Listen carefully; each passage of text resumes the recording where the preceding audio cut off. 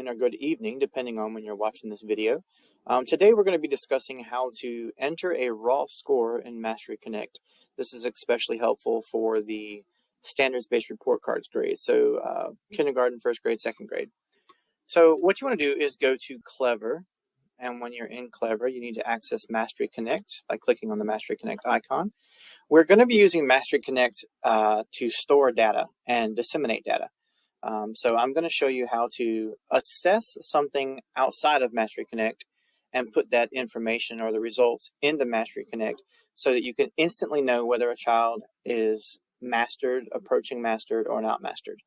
So when you're inside of MasteryConnect, you want to come to your home page and click on Trackers. Now your trackers are already set up because you've done what you're supposed to. If they're not set up, go back and look at the previous video. I show you how to set up your trackers. We're going to assess something in ELA. This is a first grade teacher. We'll look at this standard right here, recognizing the distinguishing features of a sentence.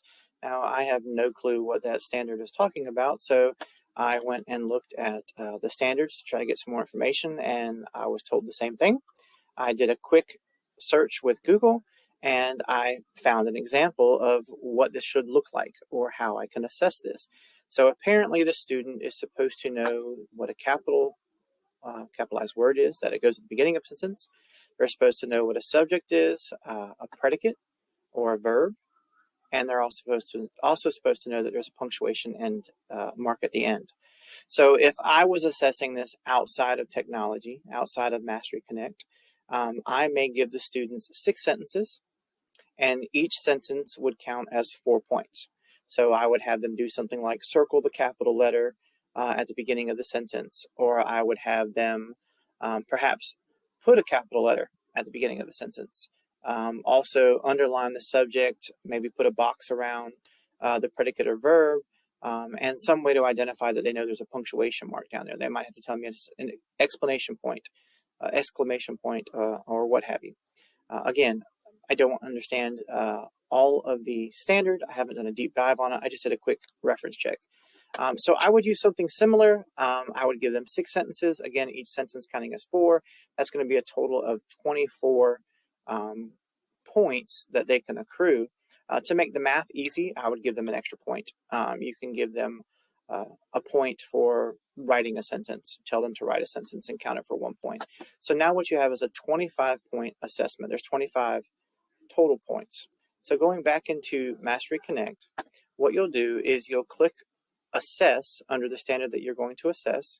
And by the way, if you hover over the top of any of these inside of your trackers, the standard pops up. So click Assess, and we're going to add an assessment. Now you have a couple of options here. You can search the community for an assessment through MasteryConnect. You can create a new assessment in MasteryConnect, or you can enter raw score. We're going to choose raw score.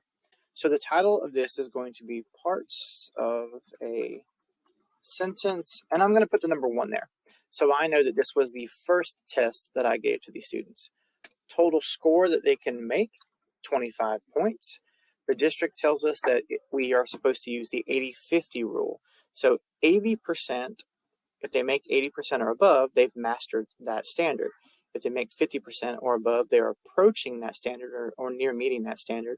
And if they score below 50, then they're not mastered at all. So I chose 25 because the math is easy. So you multiply everything times 4. You know that 80% of 100 is 80. 80 divided by 4 is 20. So they have to get 20 out of 25 points or questions correct in order to be mastered. Now again, doing that with 50%, 50 divided by 4, 12.5. So we're just going to go to 13 here on this one. So we will hit Add to Tracker. And now we've got this assessment here. We can put this information in. We can put all of their scores in here. I don't know any of these students, but I just want to show you what happens. Let's say that this particular student got 21 right. Automatically they turn green. This particular student may have gotten 13 right.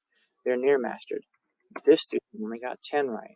And when you put all this information in and you go back to your tracker, you have a running tab of how your students are doing just on this one standard, which is RL1-1.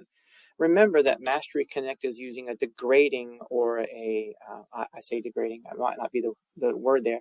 What I mean to explain is the first assessment that you give a child on this particular standard, RL1-1, is going to count less than the newest assessment that you give them on RL1-1. When we go back later in the semester or later in the quarter and we reassess this standard with our students to see how they're doing and progress monitor, the newest assessment counts more than the older assessment.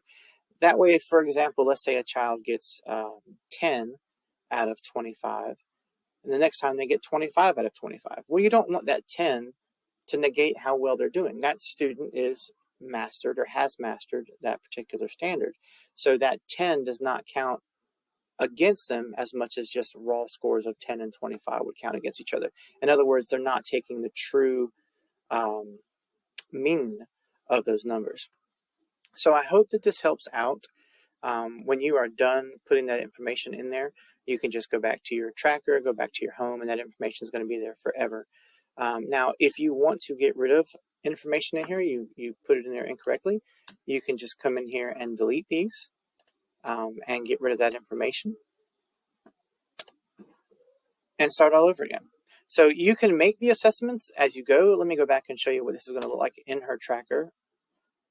So here, this over top tells me that I have one assessment, and I can go back in and assess that. And here is parts of a sentence number 1. When I reassess it, I would name it parts of a sentence number 2. So I hope that this helps. If you have any questions or need anything, please don't hesitate to reach out to me. And as always, I hope you have a great day.